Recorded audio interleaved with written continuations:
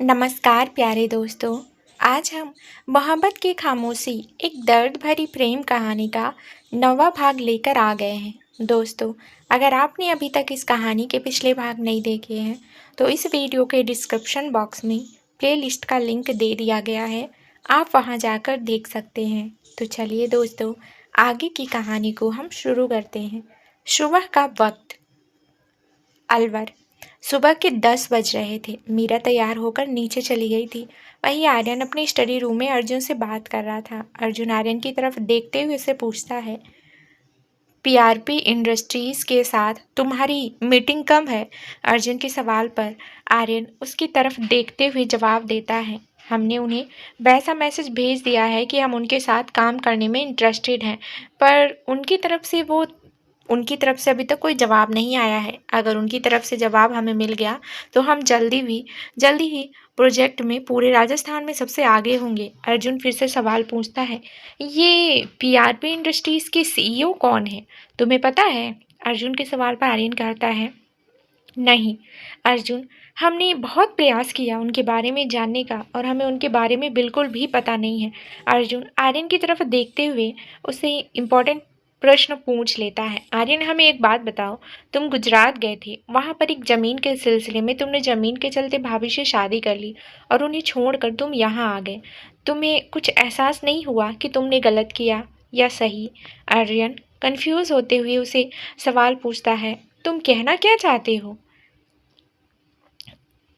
मैं कुछ समझा नहीं। अर्जुन हंसते हुए कहता है, तुम समझो ना, तुम समझ ना सको, मैंने ऐसी बात बिल्कुल नहीं की है। मेरा कहने का मतलब यह था कि तुमने भाभी से ज़बरदस्ती शादी तो की है, आगे तुम क्या करोगे, मतलब इस रिश्ते को आगे बढ़ाओगे या नहीं? आर्यन अर्जुन की बात पर गहरी सोच में चला जाता है। वहीं इन दोनों की बातें दरवाजे के पीछे से कोई सुन रहा था। आर्यन अपनी सोच से निकलकर अर्जुन से कहता है, ये रिश्ता मेरे लिए कोई मायने नहीं रखता है और ना ही मैं इस रिश्ते को मानना चाहता हूँ।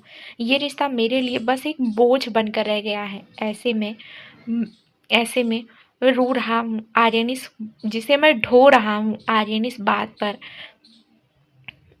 आर्यन की इस बात पर अर्जुन उसकी तरफ देखने लगता है और गौर से देखते हुए कहता है, पर मुझे तेरी इन बातों पर बिल्कुल विश्वास नहीं है, क्योंकि मुझे कहीं ना कहीं ऐसा लगता है कि तेरे मन में भाभी के लिए फीलिंग्स डेवलप होने लगी है। अर्जुन इस बात को आर्यन की सिरे से नकारते हुए कहता है, नहीं, मेरे मन में मीरा के लिए कोई फीलिंग नहीं है और ना ही मैं उसके लिए फीलिंग्स रखना चाहता हूँ। आर्यन आगे कहता है, मैं मीरा के लिए ना ही फीलिंग रखना चाहता हूँ और ना ही मैं उससे प्यार करता हूँ। अर्जुन की इस बात पर उससे कहता है, तूने भाभी से शादी क्यों की और क्यों उनकी ज़िंदगी बर्बाद की? तुझे यह शादी निभानी नहीं थी तो बता।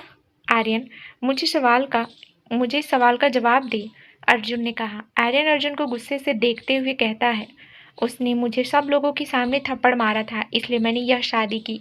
अर्जुन भी गुस्से में आ जाता है और गुस्से में चीखते हुए आर्यन से कहता है, आर्यन तुमने जो किया वह गलत है, पर अब तुम्हें यह शादी निभानी होगी ना? क्यों किया तूने भाभी की ज़िंदगी बर्बाद? तुझे शादी को निभाना नहीं था तो यह शादी तेरे लिए बस तेरा झूठा स्वाभिमान, झूठा गुरूर है जो तुझे सबके सामने झुकने से रोकता है। अगर भाभी ने थप्पड़ मारा था तो उसका कारण भी था, क्योंकि तुमने उनके चरित्र पर सवाल उठाया था। अगर कोई कल रिद्धि और सिद्धि के साथ कोई ऐसा कर दे तो तुझे कैसा लगेगा, बता मुझे। आर्यन भी गुस्से में खिंचते हुए अर्जुन से कहता है, अगर कोई मेरी बहनों के साथ ऐसा करेगा ना तो मैं उसे जिंदा जला डालूंगा और उसके पूरे खानदान की हस्ती मिटा दूंगा। अर्जुन गुस्से में हंसते हुए कहता है, रिद्धि सिद्धि की बात आ गई तो तू उसके खानदान और उसकी हस्ती मिटाने चला है, वाह। और तूने वैसा ही मीरा भाभी के साथ किया है तो तेरे साथ क्या होना चाहिए? अर्जुन की इस बात पर आर्यन कुछ नहीं कहता है और शांत हो जाता है और उसकी तरफ शांति से देखते हुए कहता है, तो क्या कहना चाहता है कि मैं मीरा के साथ मेरा रिश्ता आगे बढ़ाऊं? अर्जुन भी शांत होते हुए आर्यन से कहता है, हाँ आर्यन, मैं चाहता हूँ तुम दोनों इस रिश्ते को सोचो और आगे बढ़ो, क्योंकि इसी में तुम दोनों की भलाई है। अर्जुन की बात सुनकर आर्यन कुछ सोचता है और अर्जुन से कहता है, अर्जुन मैं चाह कर भी इस रिश्ते को आगे नहीं बढ़ा सकता। अर्जुन आर्यन की इस बात पर उससे बोलता है, क्यों? आर्यन, ऐसा भी क्या कर दिया है भाभी ने कि तुम उनके साथ रिश्ता आगे नहीं बढ़ाना चाहते हो? आर्यन परेशान होते हुए चिल्लाता है और चिल्लाते हुए अर्जुन से कहता है, क्योंकि मैं किसी और से प्यार करता हूँ। आर्यन के मुंह से यह शब्द सुनकर कि वह किसी और से प्यार करता है, अर्जुन को एक बहुत बड़ा झटका लगता है। उसे यकीन नहीं हो रहा था कि आर्यन किसी और से प्यार करता है। वहीं दरवाजे पर खड़ा वह शख्स, उसे भी यकीन नहीं हो रहा था कि आर्यन किसी और से प्यार करता है। वह शख्स कोई और नहीं, मीरा थी। दरवाजे से छुपकर इन दोनों की बातें सुन रही थी, पर आज उसे सबसे बड़ा झटका लगा था। यह बात सुनकर मीरा के एक्सप्रेशन बदल जाते हैं, वहीं उसकी आंखों में नमी उतर आती है। ऐसा क्यों, यह उसे भी नहीं पता था, पर मीरा वहां से चली जाती है। अर्जुन आर्यन की तरफ हैरानी से देखते हुए कहता है, क्या कहा तूने कि तू किसी और से प्यार करता है? आर्यन ने कहा, हाँ। हाँ में सर हिलाते हुए कहा, हाँ, मैं किसी और से प्यार करता हूँ, यह बात सच है। आर्यन, मैं किसी और से प्यार करता हूँ, यह बात 100% सच है। अर्जुन अर्जुन आर्यन को देखते जा रहा था। उसके मुंह से शब्द नहीं निकल रहे थे। आर्यन को वो क्या कहे, क्योंकि आर्यन ने जो बम फोड़ा था वह सबसे बड़ा धमाका करने वाला था। वहीं अर्जुन यह समझ नहीं पा रहा था कि आर्यन को प्यार हुआ कब, क्योंकि हमेशा से वह दोनों साथ में रहते थे। बिजनेस मीटिंग हो या कुछ और, यह सब हुआ कब, यही उसे समझ में नहीं आ रहा था। अर्जुन हैरानी से आर्यन से कहता है, तू किसी और से प्यार करता है, फिर भी तूने भाभी की जिंदगी क्यों बर्बाद की? तुझे जरा सी भी शर्म नहीं आई आर्यन, ऐसी हरकत करते हुए? अगर यह सच माशी को पता चलेगा ना, तो वो क्या करेगी? पहले ही तूने अपने स्वाभिमान और अपने गुरूर के चलते शादी के बंधन में बंध चुका है, फिर शैतान सिंह की बेटी और जोधपुर की राजकुमारी मानली से भी शादी करने जा रहा था। तेरे मन में चल क्या रहा था? आर्यन कुछ नहीं कहता है, बस अर्जुन के सवालों को झेलता जा रहा था। अर्जुन आगे बोलता है, अब यह मूर्ति की तरह चुप क्यों खड़ा है? बता मुझे, मेरे सवालों का जवाब दे।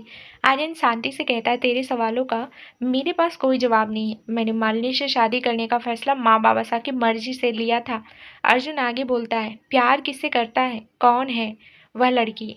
आर्यन अर्जुन से कहता है, मुझे बस उसका नाम पता है, उसका नाम था गीतांजलि, और तू भी जानता है उसे। आर्यन की बात सुनकर अर्जुन हैरत में पड़ जाता है, क्योंकि यह गीतांजलि नाम की किसी भी लड़की को जानता नहीं था, ना ही उसने कभी उसे देखा था। पर वह याद करने की बहुत कोशिश करता है, फिर भी उसे कुछ याद नहीं आता है। इसलिए वह आर्यन से पूछ बैठता है, कौन है यह गीतांजलि, जिसे मैं भी जानता हूँ पर मुझे याद नहीं?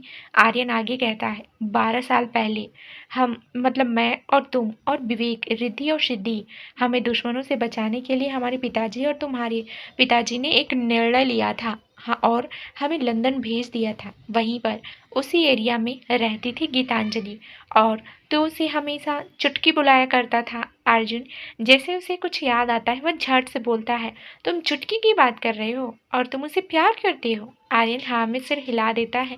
वहीं अर्जुन आगे कहता है, मतलब तुम उस चुटकी से प्यार करते हो? उसे गए हुए तो 12 साल हो गए आर्यन, और तुम उससे प्यार करती हो, तुम्हें पता भी नहीं है कि वह कौन थी, कहाँ से थी?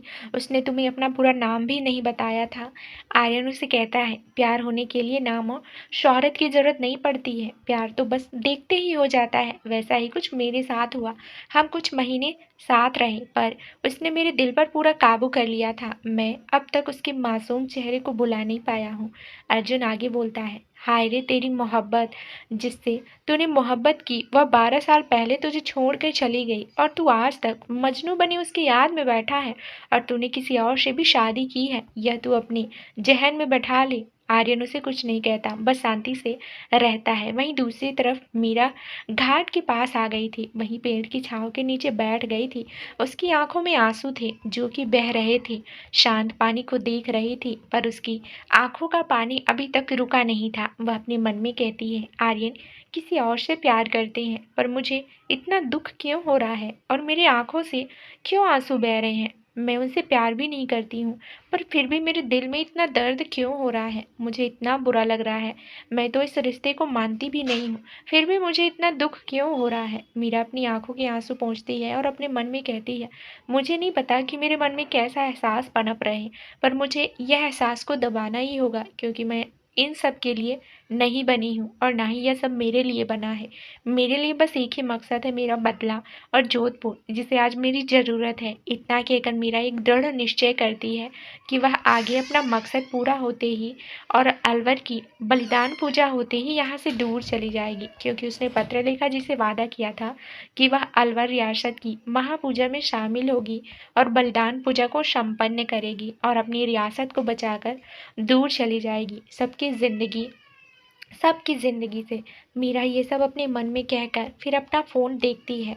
फ़ोन की गैलरी में जाकर एक फ़ोटो को देखने लगती है। 14 साल के एक बच्चे की तस्वीर थी। मीरा उसको देखकर कहती है, कितने साल हो गए अयान आपको मिले हुए। आप इस वक्त कहाँ हो, किस हालत में हो, हमें बिल्कुल भी नहीं पता है।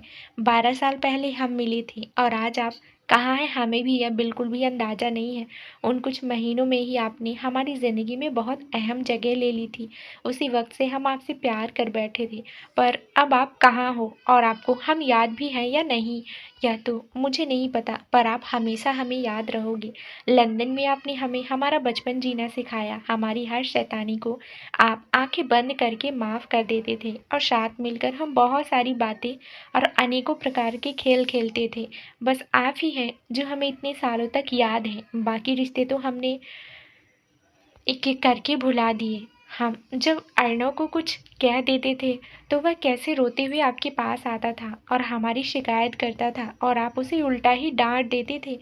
हम उन दिनों को बहुत याद करते हैं। 12 साल पहले आप हमारे साथ थे, ज़्यादा नहीं, बस कुछ महीने। उन कुछ महीनों में आपने हमारी ज़िंदगी में ऐसी जगह बना ली कि आज वह जगह हम किसी और को दे भी नहीं पा रहे हैं। काश आज भी आप हमें याद कर रहे होते। इतना कहकर मीरा की आंखों में फिर से आंसू आ जाते हैं।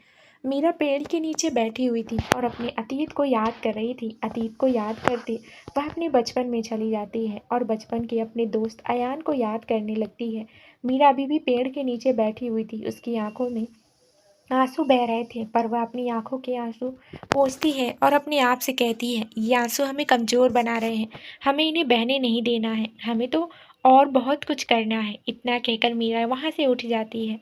ऐसे में ही आज का दिन भी निकल जाता है। कल के दिन का सूरज मीरा के लिए नई रोशनी और नए खतरे लेकर आने वाला था, क्योंकि कल ही मीरा को शैतान सिंह और महेंद्र से मिलने जाना था। उन्हें असलियत से रूबरू करवाना था। उन्होंने जो पाप किए थे उन पापों का प्रायश्चित लेने उसे जाना था। अपना बदला और अपने बदले की आग में देखती हुई ज्वाला को शांत करना था। उसे अपने बदले की शुरुआत कर अपनी रियासत हासिल करनी थी। सुबह का वक्त अलवर। मीरा पत्रलेखा जी के कमरे में आ चुकी थी। पत्रलेखा जी के कमरे में जगत सिंह जी, माधुरी जी और जयदेव जी भी थे। मीरा सबको पत्रलेखा जी के कमरे में देखती है तो समझ जाती है कि पत्रलेखा जी ने सबको सच बता दिया है, सिर्फ अयान और रिद्धि सिद्धि को छोड़कर। वह सबके चेहरे देखती है तो सबके चेहरे पर घबराहट और टेंशन साफ साफ दिखाई दे रही थी। सबके मन में अनकही घबराहट चल रही थी। मीरा सबकी ओर देखते हुए कहती है, आप सब लोग टेंशन मत लीजिए, हम सही सलामत वापस आ जाएंगे। पत्रलेखा जी अपनी घबराहट छुपाते हुए मीरा से कहती हैं, तुम अकेली जाने वाली हो उन दरिंदों के पास। मीरा शांत लहजे में बोली, नहीं मासा, हमारे साथ कुछ वफादार आदमी भी चल रहे हैं जो कि बरसों से हमारी रक्षा करते आए हैं। जगत सिंह जी मीरा की तरफ देखते हुए कहते हैं, कौन है जो तुम्हारी बच्चों बरसों से रक्षा करते आ रहा है और हमें कानों कान खबर नहीं। मीरा मुस्कुराते हुए उनकी तरफ देखते हुए कहती है, गोपाल सिंह राजावत, वह हमारी सालों से हिफाजत करते आ रहे हैं। उन्होंने ही हमें महल से बाहर निकाला था, हमें बचाया था। गोपाल सिंह राजावत का नाम सुनकर सबके चेहरे पर असमंजस के भाव दिखने लगते हैं। जगत सिंह जी और जयदेव जी हैरानी से कहते हैं, गोपाल सिंह राजावत जिंदा हैं? उसके बाजू में खड़ी ज्योति झट से कहती है, तो आपको क्या लगा मर गए हैं? ज्योति की इस बात पर मीरा उसे आंखें दिखाते हुए चुप रहने को कहती है। ज्योति बेचारी चेहरा लटकाए हुए चुप हो जाती है। जगत सिंह जी आगे कहते हैं, हमारा कहने का मतलब था कि सालों पहले हमने उनकी मौत की खबर सुनी थी और वह जिंदा है। यह आश्चर्य की बात है हमारे लिए। जयदेव जी भी कहते हैं, भाई साहब सच कह रहे हैं बड़ी बहू, क्योंकि हमें भी यही खबर मिली थी कि गोपाल सिंह राजावत इस दुनिया में नहीं रहे, वह जिंदा है। आश्चर्य की बात है। उन दोनों की बात सुनकर मीरा कहती है, गोपाल सिंह जी हमारे पिता के सबसे वफादार आदमी थे और हमारे शाही घराने के सबसे वफादार लोगों में से एक जो कि शाही खून की रक्षा के लिए अपनी जान भी दे सकते हैं। वह जिंदा है और राजस्थान में ही कई सालों से हैं, बस अपना नाम और हुलिया बदल कर रहे हैं। ज्योति उनकी ही बेटी है। यह बात सुनकर सब लोग हैरान हो जाते हैं। सब लोग ज्योति की तरफ देखने लगते हैं। ज्योति सब लोगों की नज़रें अपने ऊपर पाती है तो वह अनकंफर्टेबल फील करने लगती है। फिर वह अपने मन में कहती है, यह सब लोग मुझे ऐसे क्यों देख रहे हैं, जैसे मैंने कोई गुनाह कर दिया हो अभी और मुझे फांसी पर लटका देंगे। माधुरी जी तभी कहती हैं, वाह, और एक नया बम हम पर फूट गया। और कोई बम क्यों? और कोई बम तो अभी बचा नहीं है। अगर हो तो अभी भी फोड़ दो बहुरानी, क्योंकि इन हड्डियों में अब क्षमता नहीं जो पहले थी। तब अभी सब कुछ बोल दो, क्योंकि बाद में तुमने कुछ ऐसा बोला जिसे हम सुन ना सके तो हम हार्ट अटैक से मर जाएंगे। मीरा उनकी तरफ देखते हुए कहती है, छोटी माँ, ऐसा कुछ नहीं होगा और आप इतनी जल्दी मरने वाली नहीं है। आपको तो अभी देवर जी की शादी पर देखनी है। मीरा की इस बात पर सबके चेहरे पर एक हंसी आ जाती है। फिर मीरा सीरियस होते कहती है, मासा, हमें जाने की इजाज़त दे दीजिए, क्योंकि हमारे दुश्मनों को जल्दी ही उनकी मौत का मंजर दिखने वाला है। मीरा की बात पर और उसकी आंखों में दिख रही प्रतिरोध की ज्वाला को पत्रलेखा जी बखूबी सुन रही थी और देख भी रही थी। उनके मन में डर भी पनप रहा था जो वह मीरा को बयान नहीं कर पा रही थी। मीरा आगे आकर पत्रलेखा जी का आशीर्वाद लेती है। पत्रलेखा जी कांपते हुए हाथों से मीरा को आशीर्वाद देते हुए कहती है, विजयी भव। फिर वह जगत सिंह जी का आशीर्वाद लेती है। जगत सिंह जी भी उसे आशीर्वाद देते हुए कहते हैं, जिस मकसद के लिए तुम इतने सालों तक जिंदा हो, उस मकसद को अवश्य पूर्ण करो। फिर मीरा जयदेव जी और माधुरी जी का आशीर्वाद लेते हुए माधुरी जी उसे आशीर्वाद देते हुए कहती हैं, सौभाग्यवती भव। फिर मीरा फिर से ज्योति के पास खड़ी होती है और ज्योति को वहाँ से जाने का इशारा करती है और खुद भी वहाँ से चली जाती है। वहीं पत्रलेखा जी को आज अनकही बेचैनी हो रही थी, इसलिए वह जगत सिंह जी की तरफ देखते हुए कहती है, मुझे मीरा की आंखों में प्रतिरोध की ज्वाला साफ साफ दिखाई दे रही है। मुझे इसकी चिंता हो रही है, कहीं इस ज्वाला में खुद ना जल जाए।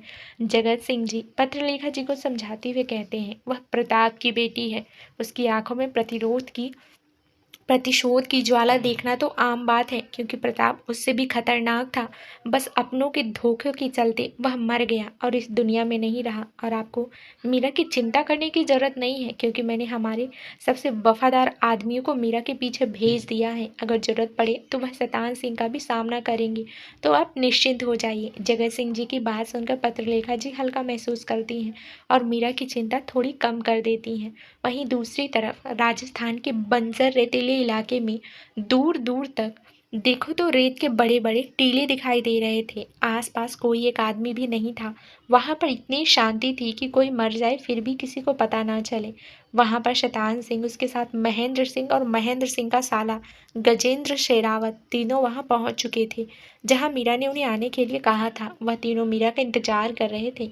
तीनों जिस शख्स का इंतजार कर रहे थे उस शख्स को देखकर इन तीनों की आंखें चौंधिया जाने वाली थी, क्योंकि वह जिसकी उम्मीद भी नहीं कर सकते थे वह आज उनके साथ होने वाला था। समय का खेल फिर से एक बार शुरू होने वाला था और इस बार मोहरे अलग थे और खिलाड़ी भी। इस बार ये खेल मीरा ने रचा हुआ था।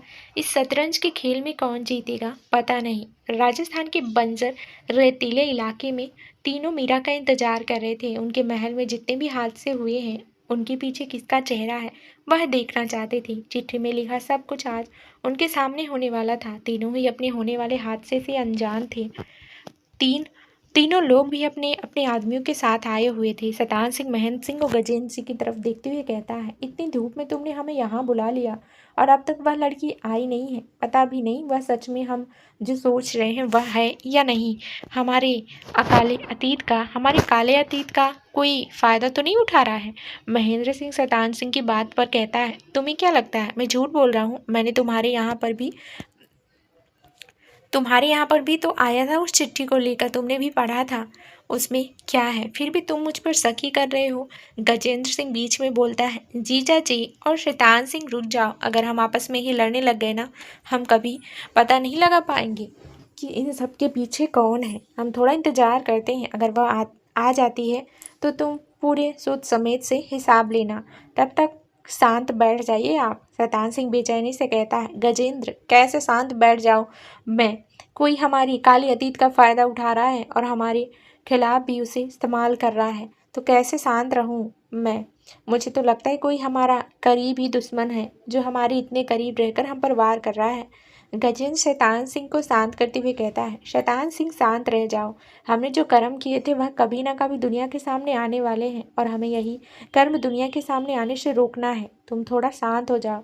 उसने हमें यहाँ बुलाया है, कुछ सोच समझ कर ही बुलाया होगा। शैतान सिंह और महेंद्र सिंह दोनों साथ में कहते हैं, अगर आज वह यहाँ आ गया ना, उसकी लाश यहाँ से जाने वाली है, क्योंकि आज तक हमसे मिलने की ताकत किसी में भी नहीं थी, पर आज मुंह उठाकर हम पर हमला करने आ गए हैं। इतना कहकर दोनों गहरी गहरी सांस लेने लगते हैं। तभी वहाँ का मौसम का रुख बदल जाता है। हवाएं तेज होने लगती हैं। हवाओं के साथ साथ रेगिस्तान में आंधी भी चलने लगती है। महेंद्र सिंह मौसम का बर्ताव देखकर अचानक ही डर जाता है और शैतान सिंह और गजेंद्र से कहता है, यह अचानक इस मौसम क्यों, क्या हुआ? कभी ऐसा नहीं हुआ है। महेंद्र सिंह का इतना कहते ही वहाँ पर जोर जोर से गोलियां चलने की आवाज़ आने लगती है, बम फूटने की आवाज़ आने लगती है। यह आवाज़ और अचानक गोली चलने से तीनों डर जाते हैं और तीनों ही अपनी गाड़ियों के पीछे छुप जाते हैं। शैतान सिंह चिल्लाते हुए कहता है, पीछे से हमला क्यों कर रहे हो? हिम्मत हो तो सामने आओ। तभी वहां पर एक आवाज़ गूंजने लगती है, हिम्मत? हिम्मत की बात तुम कर रहे हो शैतान सिंह? जो खुद के भाई का ना हो सका वह हिम्मत की बात करता है? अरे तूने तो अपने भाई पर पीछे से वार किया था, तब उसे मारा था, और तू हिम्मत की बात कर रहा है? सबने आवाज़ की तरफ देखा तो सामने घूंघट लिए हुए दो औरतें उनकी तरफ आ रही थी और उसने उनके पीछे राजस्थानी लिबास में कुछ आदमी भी हाथ में बंदूक लिए आ रहे थे। चलते हुए वो औरतें और आदमी शैतान सिंह के पास आ जाते हैं। शैतान सिंह, महेंद्र सिंह और गजेंद्र सिंह बाहर आ गए थे और उन दोनों औरतों की तरफ देख रहे थे। शैतान सिंह गुस्से से उन दोनों औरतों से पूछता है, कौन हो तुम दोनों, और यह क्या तरीका है हमें यहाँ बुलाकर हम पर हमला करने का? घूंघट वाली औरत राजस्थानी भाषा में कहती है, अरे तन्ने मरना होता ना शैतान सिंह, कब का मार दिया होता। थारे वास्ते इतना दूर चलने आने की कोई ज़रूरत नहीं थी मारे को। इतना कहकर दोनों महिला अपने चेहरे से घूंघट उठाती हैं। घूंघट उठाते ही जो चेहरा दिखता है उससे शैतान सिंह हैरान हो जाता है। महेंद्र सिंह भी हैरानी से कहता है, यह तो मीरा सोलंकी है, मतलब मीरा सिंह राठौर। शैतान सिंह हैरानियत से कहता है, मीरा, तुमने ये सब किया? वहीं गजेंद्र सिंह अभी भी सदमे में था। उसी उम्मीद नहीं थी घूंघट के पीछे होने वाली हुक्म रानी शाह का चेहरा होगा। शैतान सिंह मीरा की तरफ देखते हुए बोलता है, तुमने यह सब किया मीरा सिंह सोलंकी? तुम्हारा मन नहीं भरा तो तुमने हमारे साथ यह सब किया? पहले तो तुमने हमारी बेटी की शादी बर्बाद की और आ गई यहाँ पर हमें बर्बाद करने। मीरा शैतान सिंह को देखते हुए कहती है, ओहो शैतान सिंह, तुमने अभी भी मुझे नहीं पहचाना? शैतान सिंह उससे कहता है, मैं तुम्हें अच्छी तरीके से जानता हूँ। एक कांटा हो मेरे लिए जो हर बार मेरे आगे आ जाती है। तुम्हारी वजह से ही मेरी बेटी की शादी नहीं हुई और आज तुम फिर से आगे हमारे सामने। मीरा हंसती हुई कहती है, शैतान सिंह, बीती बातों को याद करो, बीती बातों को याद मत करो। जो काम के लिए मैंने तुम्हें यहाँ बुलाया है वह तो करते जाओ। महेंद्र सिंह मीरा पर गुस्सा करते हुए कहता है, तुम ही हो जिसने हमें यहाँ बुलाया और महल में मुझे वह झूठी चिट्ठी दी और मेरे महल में इतना बड़ा ब्लास्ट करवाया। मीरा हंसती हुई कहती है, सही कहा महेंद्र सिंह चौहान, हमने ही आपको यहाँ बुलाया। हमने ही जोधपुर में और अजमेर में आपके महल में ब्लास्ट करवाए। वह चिट्ठियाँ भी हमने ही लिखी थी। तीनों एक साथ कहते हैं, तुम्हें हमारे काले अतीत के बारे में कैसे पता है? मीरा उन तीनों को देखते हुए कहती है, तुम्हारे सवालों का जवाब मेरी आंखों में है। देखो मेरी आंखों को किससे मिलती है, क्या है इन आंखों में और किसके जैसी है यह आंखें? इतना कहकर तीनों मीरा की आंखों में देखने लगते हैं। मीरा की आंखों में प्रतिशोध की ज्वाला जल रही थी। वही शैतान सिंह और महेंद्र सिंह मीरा की आंखों को लेकर कुछ याद आता है और उनके मुंह से एक ही शब्द निकलता है, प्रताप। यह शब्द उनके मुंह से निकलते ही उनका पूरा बदन सिहर जाता है। शैतान सिंह हकलाते हुए कहते हैं, यह नहीं हो सकता, तुम जिंदा नहीं, तुम एक बहरूपिया हो।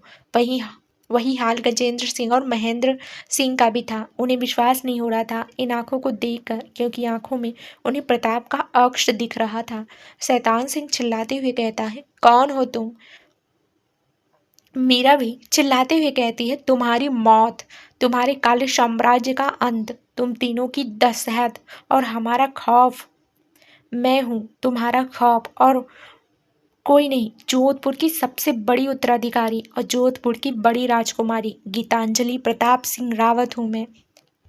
मीरा की यह बात सुनकर वह कोई और नहीं जोधपुर की बड़ी उत्तराधिकारी और जोधपुर की बड़ी राजकुमारी गीतांजलि सिंह रावत है।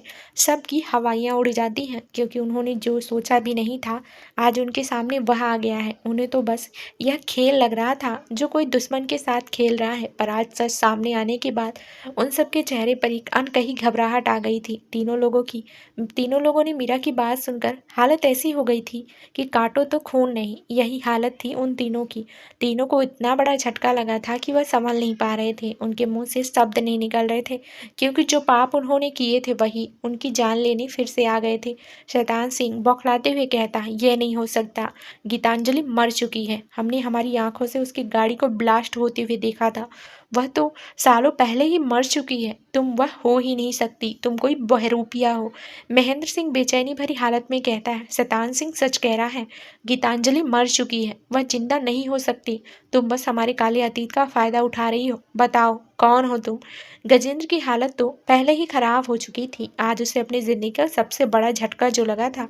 मीरा उन तीनों की हालत देखते हुए हंसती है और हंसते हुए कहती है, वाह मामा और चाचा, आपकी हालत तो देखकर मुझे मजा आ रहा है। यही तो देखना चाहती थी मैं आपकी आंखों में। मेरे अनेकों खौफ आपके मन में बसा, वह सालों पुराना डर वही देखना चाहती थी मैं। और आज आपकी इस बौखलाहट और बेचैनी ने मुझे सब बयां कर दिया है। तभी मीरा अपनी कर्कश आवाज में आगे कहती है, आपको क्या लगा उस बम धमाके में हम मर गए थे? अरे आप होते कौन हो हमें मारने वाले? हमें खुद उस महादेव ने बचाया है जिनकी कृपा हमेशा हमारे ऊपर रहती है। कहते हैं ना, मारने वालों से बचाने वाला बड़ा होता है। वैसे ही हमारे लिए जिसने हमें बचाया है वह हमारी नज़रों में सबसे बड़ा है। इतना कहकर वह शैतान सिंह की तरफ देखने लगती है। तभी गजेंद्र थोड़ी हकलाहट भरी आवाज में कहता है, तुम्हें किसने बचाया? तभी गजेंद्र का सवाल का जवाब मीरा के पीछे से एक शख्स निकल कर देता है, हमने बचाया राजकुमारी को। महेंद्र सिंह, शैतान सिंह और गजेंद्र इस आवाज की तरफ देखते हैं तो वह हैरानी से कहते हैं, गोपाल सिंह राजावत? हाँ, यह और कोई नहीं गोपाल सिंह राजावत है, ज्योति के पिता, जिन्होंने मीरा की जान बताई थी। वहीं तीनों जब गोपाल सिंह राजावत को देखते हैं तो उनकी हालत फिर से खराब होने लगती है क्योंकि गोपाल सिंह राजावत जिंदा है इसकी उम्मीद उन्होंने बिल्कुल नहीं की थी। उन्होंने ही गोपाल सिंह राजावत को मारने के लिए आदमी भेजे थे, पर अब उन्हें विश्वास नहीं हो रहा था। तीनों की हालत अब ऐसी हो गई थी कि जैसे उनके शरीर से किसी ने प्राण निकाल लिए हो। सालों से बनाया हुआ खेल अब खत्म होने वाला था। जिसे वह सालों से मरा हुआ समझ रहे थे वह सालों बाद उनके सामने जिंदा खड़े थे। आज की परिस्थिति कुछ ऐसी थी कि उन्हें अपने सामने साक्षात यमराज खड़ा दिख रहा था। जो पाप का साम्राज्य है वह नष्ट होने की कगार पर था। शैतान सिंह गुस्से और बौखलाहट में गोपाल सिंह जी की तरफ देखते हुए कहता है, तो तुम जिंदा हो? पर कैसे? हमने तो तुम्हें मारने के लिए हमारे आदमी भेजे थे। गोपाल सिंह भी शैतान सिंह की आंखों में आंखें डाल कर कहते हैं, हाँ मैं जिंदा हूँ शैतान सिंह, और हमें मारने वाले खुद ही मर गए। यह जानकर तुम्हें बहुत दुख होगा, पर हमसे मिलकर तुम्हें कैसा लगा? ज्योति तभी बीच में बोलती है, आपको पता नहीं चल रहा है बाबा साहब, इनके चेहरे को देखकर साफ साफ लग रहा है कि आपको देखकर इन्हें तो 440 बोल्ट का झटका लग चुका है। ये कहकर वो हंसने लगती है। शैतान सिंह, महेंद्र और गजेंद्र झटके पर झटके लगते हैं और खुद को संभालते हैं और मीरा और उसके लोगों की तरफ देखने लगते हैं। शैतान सिंह खुद को संभालते हुए मीरा की तरफ गुस्से से देखते हुए कहता है, तुम जिंदा भी हो तो क्या गीतांजलि, क्योंकि तुम्हारा भाई तो मर चुका है। जो असली वारिस था जोधपुर का वही वही नहीं रहा, तो तुम्हें यह रियासत कैसे मिल सकती है? हमने इन्हीं हाथों से उन पर गोली चलाई थी। मीरा शैतान सिंह की तरफ गुस्से से देखते हुए बोलती है, तुम्हें क्या लगता है शैतान सिंह कि तुम अपने मशूबों में कामयाब हो गए थे? नहीं, क्योंकि वह वक्त तुम्हारा था और तुम्हारे वक्त पर महादेव ने हमारा साथ दिया। हम तुम्हारे सामने जिंदा खड़े हैं तो हमारे भाई बहन भी जिंदा ही होंगे ना। और रही बात रियासत की, तो 2 महीने बाद हम खुद हमारे भाई का राज्याभिषेक कर जोधपुर की गद्दी पर उसे विराजमान करेंगे, वह भी तुम्हारी आंखों के सामने, और तुमसे हमारे माँ पिता की मौत का बदला भी लेंगे। शैतान सिंह शांति से मीरा की बात सुन रहा था। फिर वह हंसते हुए कहता है, भूल जाओ गीतांजलि, यह ख्वाब तुम्हारा ख्वाब बनकर ही रह जाएगा। तुम जिंदा हो यह जानकर मुझे बहुत आश्चर्य हुआ है। पर एक बात जान लो, तुम शैतान सिंह से पंगा लेने वाली हो, जो कि अपने भाई का भी ना हो सका, तो तुम्हारा क्या होगा? तुम किसी भड़की लड़की मुझे धमकी दे रही हो। तुम्हें क्या लगता है तुम्हारी ये खोखली धमकी में मैं डर जाऊंगा? गजेंद्र ने भी खुद को संभाल लिया था। वह मीरा और गोपाल जी की तरफ देखते हुए कहता है, तुम लोगों को क्या लगता है तुम लोग ऐसे ही हमें धमकी देकर चले जाओगे? तो एक बात याद रखना, यह तुम अपनी मर्जी से हमें लेकर आए हो यहाँ, पर यहाँ से तुम नहीं, तुम्हारी लाश जाएगी। वहीं मीरा हंसते हुए इन तीनों की तरफ देखते हुए कहती है, तुम तीनों को क्या लगा कि हम ऐसे ही आ गए होंगे? हमने पूरे 7 साल इस वक्त का इंतजार किया है, शैतान सिंह। और एक बात याद रखो, तुम तीनों ने रिश्तों को नोक पर रखकर जो खूनी खेल खेला है ना, उसका हिसाब तो मुझे लेना है, पर अभी नहीं, क्योंकि अब तो बस मैं तुम्हें ट्रेलर दिखाने आई थी। अभी पिक्चर तो तुम्हें नवरात्र के बाद देखने को मिलेगी। यहाँ तुम तीनों ने जो अपना पाप का साम्राज्य फैलाया है, उसी पाप के साम्राज्य को मैं नवरात्र के हवन में थू थू कर जलाऊंगी। देखते जाओ तुम तीनों, तुम्हारे साम्राज्य का कैसा अंत करती हूँ। बदला मुझे तो लेना है, पर पहले मैं मेरी रियासत लूंगी, फिर मेरा बदला, क्योंकि सबसे पहले मेरा राजधर्म जो मुझे बदला लेने से रोक रहा है, मेरी रियासत शैतान सिंह जैसे पापी के हाथ में है। यही बात मुझे 7 सालों तक सोने नहीं दे रही है। तो 2 महीने बाद मेरे भाई को ही रियासत का उत्तराधिकारी बनाती हूँ और फिर अपना बदला लेती हूँ। तो देखते जाओ शैतान सिंह तुम। महेंद्र सिंह मीरा को जवाब देते हुए कहता है, बस कर जाओ गीतांजलि बहन, हो गई तुम्हारी बातें, क्योंकि अब सामने से खेल शुरू हो रहा है, तो तुम भी देखती जाओ कि हम क्या क्या कर सकते हैं। मीरा महेंद्र सिंह को जवाब देते हुए कहती है, मामा सा यह शब्द मैं कभी नहीं कहूँगी, क्योंकि तुम्हें मामा कहने से मामा शब्द का अपमान होगा। तुमने तो अपनी सगी बहन को नहीं छोड़ा। तुम्हें तुम्हें ऐसी मौत मारूंगी कि तुम्हारी आत्मा कांप जाएगी। अभी गोपाल सिंह राजावत मीरा का गुस्सा शांत करते हुए कहते हैं, शांत हो जाइए राजकुमारी। आज हम यहाँ लड़ने नहीं, इन्हें चेतावनी देने आए थे, और इन्हें हम चेतावनी दे चुके हैं, तो हमें यहाँ से जाना होगा। ज्योति भी मीरा से बोलती है, राजकुमारी ये अभी सदमे में है, इसलिए बावली बावली बातें कर रहे हैं। हम इन पागलों के मुंह नहीं लगते, हमें जल्दी घर जाना होगा। तभी तीनों हंसते हुए कहते हैं, तुम सब यहाँ से जा सको इतना दम है तुम में, क्योंकि हमारे आदमियों ने तुम्हें चारों तरफ से घेर लिया है। तो तुम आज यहाँ से नहीं, तुम्हारी लाशें यहाँ से जाएगी। मैंने तुम्हें पहले भी कहा था। इतना कहकर गजेंद्र हंसने लगता है। वहीं शैतान सिंह और महंत सिंह के चेहरे पर एक घटिया सी मुस्कान आ जाती है। मीरा शातिर मुस्कान चेहरे पर लाते हुए कहती है, मुझे रोक सके इतना दम नहीं है तुम्हारे आदियों में, क्योंकि हमें मारने वाले पहले भी मर चुके हैं। पूछ लो शैतान सिंह से, कैसे उसके सबसे वफादार आदमी को मैंने अपने ही हाथों से मारा था। इतना कहकर मीरा अपने कमर से बंदूक निकालती है और शैतान सिंह के एक आदमी के सिर पर निशाना लगाकर गोली चला देती है। गोली सीधे उस आदमी के सिर पर लगती है और उसकी खोपड़ी वहीं फट जाती है। खून के छींटे शैतान सिंह और गजेंद्र सिंह के चेहरे पर लग जाते हैं।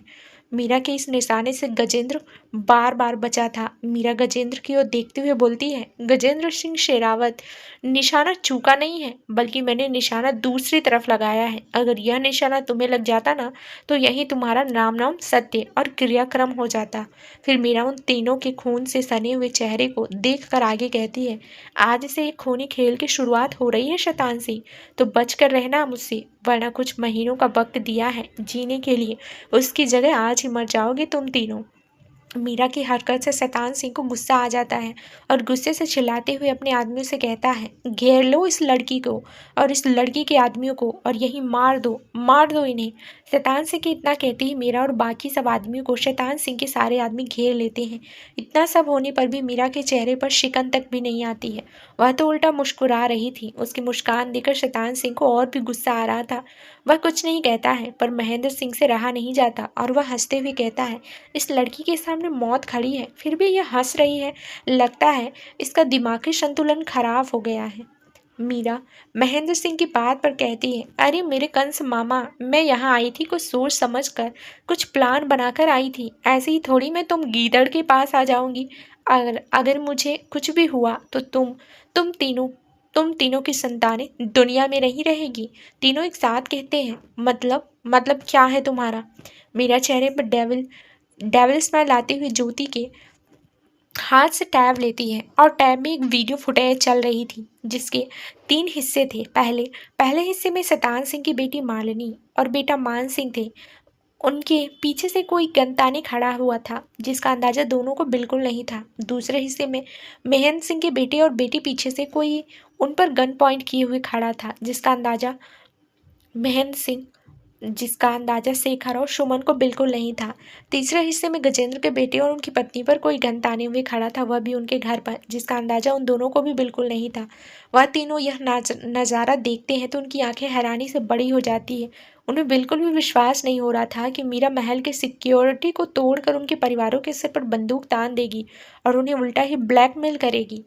मीरा उन तीनों के बदलते एक्सप्रेशन देकर कहती है, अगर हमें यहाँ कुछ भी हुआ तो वहाँ तुम्हारा परिवार मौत की नींद सोएगा। फिर वह शैतान सिंह महेंद्र सिंह की तरफ देखते हुए कहती है, चाचा जी और कंस मामा, अगर आपने हमें यहाँ से जाने से रोका तो कहीं आप औलाद बे औलाद ना हो जाए।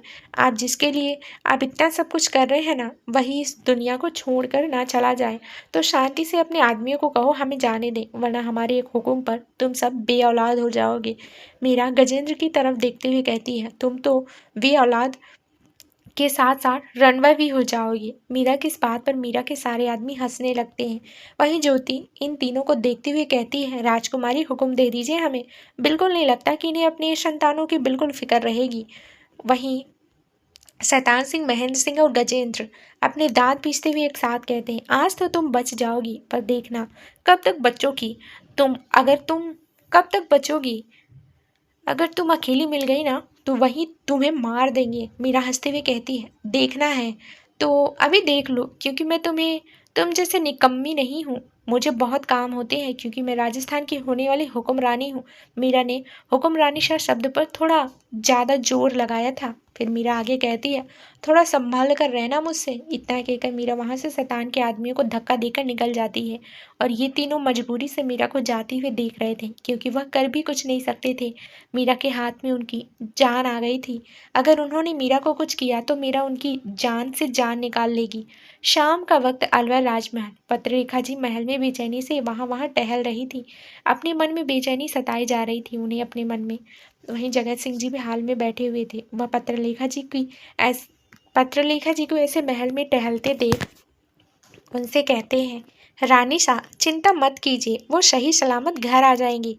पत्रलेखा जी टहलते हुए कहती है, चिंता कैसे ना करो राणा साहब, हमारी बेटी उन दरिंदों के पास गई है, कहीं उन्होंने कुछ कर दिया, इसी ख्याल से हमारा दिल बैठा जा रहा है। आप भूल गई रानी शाह, गीतांजलि कोई मामूली लड़की नहीं है। उन्होंने अपनी मौत को भी चकमा दिया है और इतने साल छुपकर गुजरात में रही है। उसने कुछ न कुछ तो सोचा ही होगा। पत्रलेखा जी चिंतित स्वर में कहती है, राणा साहब कहने के लिए आसान है, पर हम जानते हैं हमारे मन पर क्या बीत रही है। और आज माधुरी कहाँ चली गई है पता नहीं, और देवर जी भी नहीं दिख रहे हैं। जगत जी अपना मुंह फुलाए हुए कहते हैं, आपको माधुरी की और जयदेव की चिंता है, पर हमारी चिंता नहीं है आपको। हम बेचारे आपके साथ वक्त बिताने के लिए मारे जाते हैं और आप लोगों की चिंता में अपना समय व्यस्त करती हैं। जगत सिंह जी ने यह बात पत्रलेखा जी का ध्यान हटाने के लिए किया था, क्योंकि उन्हें पता था यह बात आते ही पत्रलेखा जी उन पर गुस्सा करने लगेंगी और मीरा के लिए उनकी चिंता थोड़ी कम हो जाएगी। हुआ भी बिल्कुल वैसा ही जैसा जगत सिंह जी ने सोचा था। पत्रलेखा जी को जगत सिंह की इस बात पर गुस्सा आ जाता है और वह गुस्से में उन्हें देखते हुए कहती हैं, क्या कह रहे हैं राणा साहब, हम आपके साथ वक्त नहीं बिताते हैं? पूरे दिन तो आप महल में रहते हैं और आप कह रहे हैं कि हम वक्त ही नहीं बिताते हैं। आपने सारी जिम्मेदारी है आर्यन को दे दिया है, बिजनेस से लेकर रियासत हमारा बेटा ही संभालता है और आप यहाँ महल में रहते हैं। फिर भी आप यह सवाल कैसे कर सकते हैं कि हम आपके साथ वक्त नहीं बिता रहे हैं? हम पूरा दिन तो आपके साथ रहते हैं, आप बस हुकुम सा का दायित्व निभाते हैं, वह भी कभी कभार, और फिर भी कहते हैं कि हम आपके साथ वक्त नहीं बिताते हैं। जगत सिंह जी माफ़ी मांगते हुए कहते हैं, माफ़ कर दीजिए रानी सा, हमसे गलती हो गई, बस हमें यही नहीं कहना चाहिए था। पत्रलेखा जी उनसे गुस्सा हो गई थी, इसलिए वह उन्हें कुछ नहीं कहती और मुंह फुलाकर अपने कमरे में चली जाती हैं। जगत सिंह जी मुस्कुरा देते हैं और अपने आप से कहते हैं, बिल्कुल बच्ची हैं शादी को 26 साल हो गए, फिर भी इनका व्यवहार बच्चों जैसा है। वहीं दूसरी तरफ आर्यन अपने ऑफिस में एक लड़की से बात कर रहा था। यह लड़की कोई और नहीं, शैतान सिंह की बेटी मालिनी थी। मालिनी ने आज आर्यन से मिलने के लिए एक शॉर्ट ड्रेस पहनी हुई थी, जिससे उसका फिगर रिवीलिंग हो रहा था। उसने चेहरे पर बहुत सारा मेकअप किया हुआ था। उसी के साथ उसने अपने बाल खुले छोड़ रखे थे और अपनी अदाओं से आर्यन को बहलाने की कोशिश कर रही थी। आर्यन मालिनी की तरफ देखते हुए कहता है, आपको हमारे ऑफिस में जॉब क्यों करनी है? रावत इंटरप्राइजेस के पास भी आपको जवाब देने की हैसियत है। वहाँ पर आप सीईओ की हैसियत से भी काम कर सकती हैं। तो आप यहाँ पर जॉब क्यों करना चाहती हैं? मालिनी अपनी अदाओं का इस्तेमाल कर आर्यन को रिझाने की कोशिश करती हुई नसीली आवाज़ में कहती है, मिस्टर राठौर, हमें अपने ऑफिस में इंटर्नशिप करनी है, क्योंकि मुझे एक्सपीरियंस की ज़रूरत है और मुझे भी एक्सपीरियंस आपके साथ मिल सकता है। इसलिए मैं आपके ऑफिस में आपकी पर्सनल सिक्योरिटी के जॉब के लिए आई हूँ। वहीं मालिनी की अदाओं पर आर्यन के पीछे खड़ा हुआ संग्राम कहता है, कितनी गिरी हुई लड़की है यह, बाहर बार यहाँ आ जाती है। अगर कुंवर रानी शाह को पता चला ना तो इसका अगले ही पल राम नाम सत्य कर देंगी। देखो कैसे गंदी अदाएं दिखा रही है। इसे क्या लगता है हमारे सन अदाओं पर मरने वाले हैं? फिर वो अपने चेहरे की तरफ देखते हुए कहता है, इसने आज तो किलो के भाव पर मेकअप किया हुआ है। इसने अपने चेहरे पर कितनी पुट्टी लगाई होगी भगवान जाने। वहीं आर्यन मालिनी से फिर से कहता है, ठीक है राजकुमारी मालिनी, रावत मेरी पर्सनल सिक्योरिटी के रूप में जॉब कर सकती हैं। आर्यन के मुंह से यह बात सुनकर मालिनी की आंखें चमकने लगती हैं। उसके चेहरे पर एक तिरछी मुस्कान आ जाती है। फिर वह अपने मन में कहती है, यह जॉब मेरे लिए तुम्हारे करीब आने का एक ऐसा मौका है जो मुझे कभी नहीं मिल सकता है। मैं बस तुम्हारे करीब आकर उस मीरा को तुम्हारी ज़िंदगी से निकाल दूंगी, फिर वह जगह मेरी होगी। वहीं मालिनी आज इस बात से अनजान थी कि घर जाकर उसे बहुत बड़ा सदमा लगने वाला है। ऐसा सदमा लगने वाला है कि वह कभी भूल नहीं पाएगी। फिर आर्यन मालिनी से आगे कहता है, आप कल से ऑफिस ज्वाइन कर सकती हैं और सबसे पहले आपको हमारे राजमहल आना होगा। वहाँ पर आपसे हमें कुछ बात करनी है। मालिनी भी हाँ में सिर हिला देती है और राजमहल आने के लिए मान जाती है। कुछ देर बाद वहाँ से चली जाती है। वहीं आर्यन उसे जाते हुए देखता है और अपने मन में कहता है, अच्छा हुआ तुम खुद यहाँ पर आ गई, क्योंकि मुझे तुमसे कुछ ऐसे राज जानने हैं जो तुम ही मुझे बता सकती हो और मुझे उसे पता करने में ज़्यादा मेहनत भी नहीं करनी होगी। सूरज ढल चुका था और उसकी जगह चांद ने ले ली थी। अब तक मीरा भी घर आ चुकी थी और घर आते ही पत्रलेखा जी उसे कमरे में ले गई थी। पत्रलेखा जी के कमरे में पत्रलेखा जी मीरा से जल्दी जल्दी सवाल पूछते हुए कहती हैं, बताओ बेटा, क्या हुआ? उन्होंने तुम्हारे साथ कुछ किया तो नहीं? तुम ठीक तो हो ना? अगर उन्होंने तुम्हारे साथ कुछ किया हो तो हमें बताओ, हम जाकर उन्हें सबक सिखाते हैं। पत्रलेखा जी के ऐसे सवाल पूछने पर जगत सिंह जी पत्रलेखा जी की तरफ देखते हुए कहते हैं, रानी साहब, बच्ची अभी अभी आई है, उन्हें सांस तो लेने दीजिए, फिर बाद में सवाल कर लीजिएगा। पत्रलेखा जी जगत जी की बात पर ध्यान नहीं देती और मीरा की तरफ अपने सवालों के जवाब अपेक्षा में देखने लगती है। मीरा एक गहरी सांस लेती है और पत्रलेखा जी की तरफ अपनी नजरें गड़ाए हुए कहती है, माँ साहब, हमें कुछ नहीं हुआ है, हम बस वह उन्हें हमारे असली अवतार से मिलाने गए थे। हम वापस भी आ गए हैं, तो आप चिंता करना बंद कर दीजिए। और रही बात कि वह हमें कुछ कर दें, उनकी इतनी औकात नहीं है वह हमें हाथ लगा सके। हम पहले ही सारी तैयारियां कर कर गए हुए थे, इसलिए हमें वहाँ पर कुछ ज़्यादा करना नहीं पड़ा। फिर पत्रलेखा जी मीरा के सवाल कर तो गई थी, मेरा पत्रलेखा जी का जवाब दे दे गई थी। तो जगत सिंह जी ने भी उसे उस सवाल मीरा से पूछे कुछ सवाल। जब सवालों के जवाब दिए तो वह बोली, क्या हुआ? उन्हें बहुत सारी घटना बयां कर दी। वहीं सुबह का वक्त अलवर राजमहल, सुबह के तकरीब 10 बज रहे थे और महल में थोड़ी हलचल थी। वहीं रिद्धि और सिद्धि मीरा और ज्योति के साथ नीचे आ रहे थे, सीढ़ियों से नीचे उतर रहे थे। ज्योति इधर उधर अपनी नज़रों को घुमाती है और फिर अपनी नज़रें आर्यन के पास बैठी हुई लड़की की तरफ जाती है और वह झट से कहती है, मीरा दी मधुमक्खी। अरे कहाँ है मधुमक्खी? किधर है? मुझे मधुमक्खी से बहुत डर लगता है, रिद्धि ने जोर से चिल्लाते हुए कहा। इतनी बड़ी हो गई हो फिर भी मधुमक्खी से डरती हो? यहाँ कोई मधुमक्खी नहीं है, ये ज्योति मजाक कर रही है। सिद्धि ने अपनी आंखें बड़ी करते हुए रिद्धि से कहा, कहाँ है मधुमक्खी? ज्योति बताइए, मीरा ने ज्योति की तरफ देखते हुए बोला। मुझे तो कहीं नहीं दिख रही है यहाँ पर। वहाँ देखिए जहाँ कुंवर साहब बैठे हुए हैं, उनके सामने ही वह मंडरा रही है। सब लोगों ने जब आर्यन की तरफ देखा तो वहाँ पर मालिनी बैठी हुई थी। वहीं मालिनी को वहाँ बैठे देख मीरा की आंखें ठंडी हो जाती है। वह मधुमक्खी कहाँ है? वह तो राजकुमारी मालिनी है जो भाई के साथ बैठी हुई रिद्धि ने यह बात अपने सिर को हिलाते हुए कही। वहीं सिद्धि अपनी ठंडी आंखों से मालिनी की तरफ देखते हुए कहती है, मधुमक्खी नहीं, यह जोंक है जो भाई के पीछे पड़ी है। मीरा ने कुछ नहीं कहा, बस अपनी भौहें कर आर्यन और मालिनी को खा जाने वाली नजरों से देखा।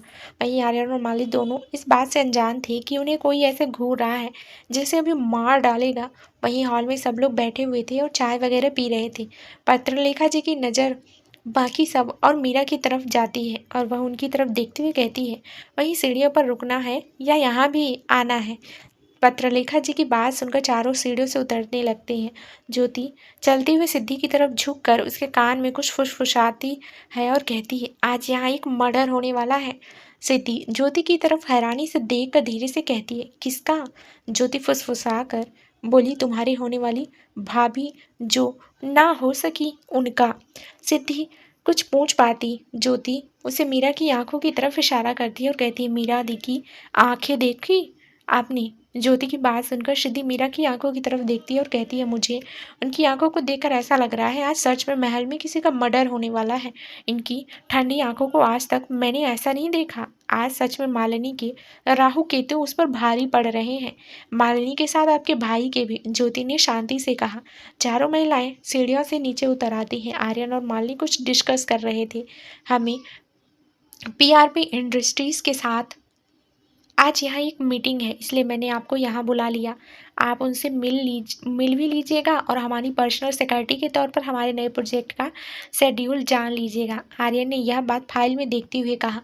वहीं मालिनी के मन में अपने पिता की कही हुई बातें गूंज रही थी। उसे भी पता चल चुका था कि मीरा और कोई नहीं, उसी की सौतेली चाचा की बेटी गीतांजलि है। यह बात जानकर उसे बहुत हैरानी हुई थी और साथ ही साथ थोड़ा सा डर भी लग रहा था। फिर भी वह अपने मन के ख्याल से बाहर आते हुए आर्यन की तरफ देखते हुए कहती है धीरे से, वहीं पत्रलेखा जी मीरा की तरफ देखते हुए कहती हैं, आ गई आप, नाश्ता कर लीजिए।